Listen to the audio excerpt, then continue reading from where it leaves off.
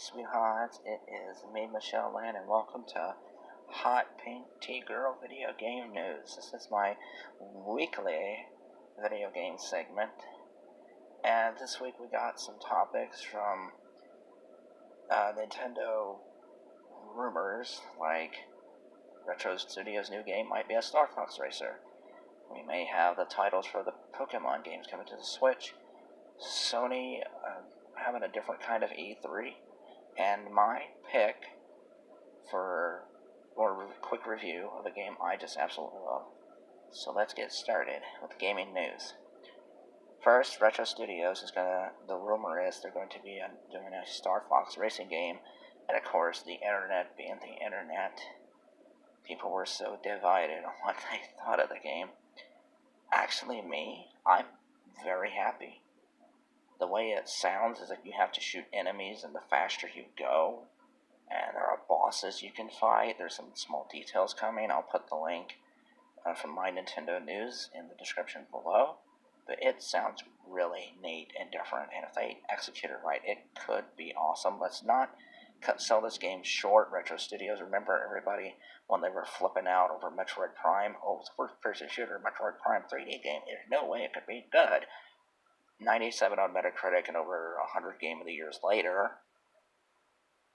So, yeah, and Donkey Kong Country Tropical Freeze.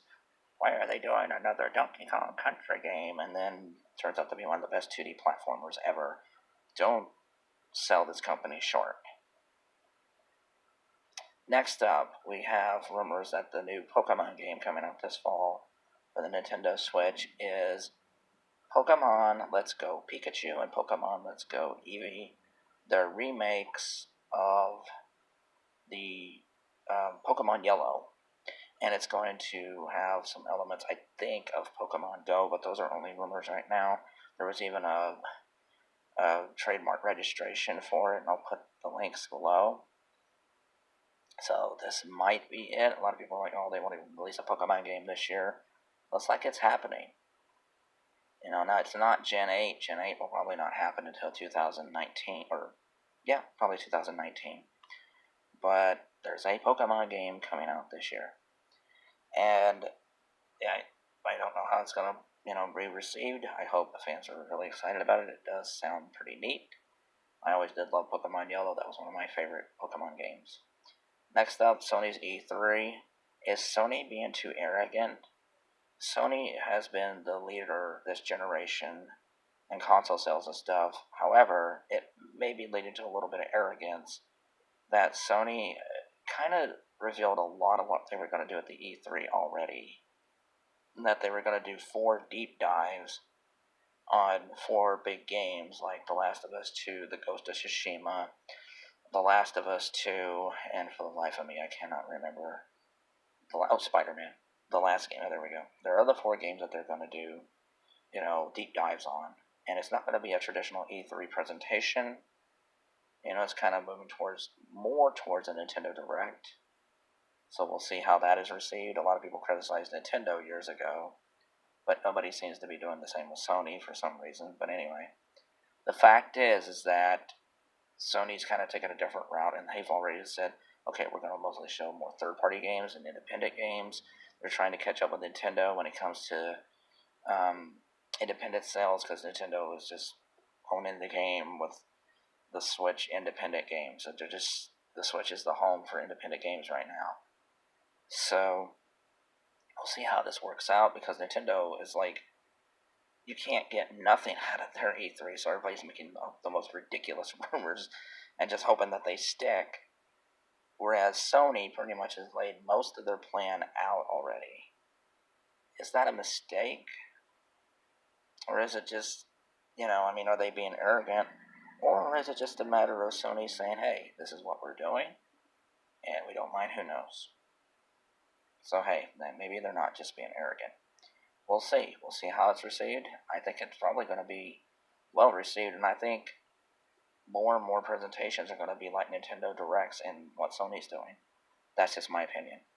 And last but not least, my pick for just a game I think you should play, and I know I have a small subscriber base, but hey, even just a few sales will be happy for me, and that is Xenoblade Chronicles 2. I love this game. It is from Monolith Studios, the people who did the Xeno Saga, Xenogear games, and it has such a wonderful story. The characters, I love the characters. They are some of the best ever in a JRPG or an RPG, period. The soundtrack is, bar none, the best soundtrack I've heard in a game in the last decade. I'm being serious. Each track will sink its teeth into your memory and not let go. It's like a vampire, it's that music is just so haunting and beautiful. It's not just it fits the game, but it just also tells a story. It make you feel like you're there in the world, and some people had problems with trying to understand the combat, but it's really not that complicated. And some people had problems with the English voice acting. Although I genuinely loved it, there is a Japanese language option, and then you can turn on subtitles. And I love both. I really, I like both of them. But the game is huge. There's easily over 200, 300 hours of gameplay. The worlds are absolutely gorgeous, and the graphics are amazing and very anime style. If anime bothers you, you may not love it or whatever, but I just love it. The anime style just blows me away. The humor is very, very over the top. I'm just going to say it's very over the top, but it works, and the characters have depth, complexity, and heart, and the story is very timely. It has a lot of complexity and some disturbing moments, too. So, gotta warn you about that. But it's definitely a game worth picking up. It's already sold nearly 1.5 million copies on the Switch, and I hope it sells more. I hope it goes to 3-4 million, because I think it's that good. So I highly recommend Xenoblade Chronicles 2, and that's it for this segment of Hot Paint T-Girl game news. And I'll be back next time with more Nintendo Switch news and more video game news. Have a wonderful week, everyone.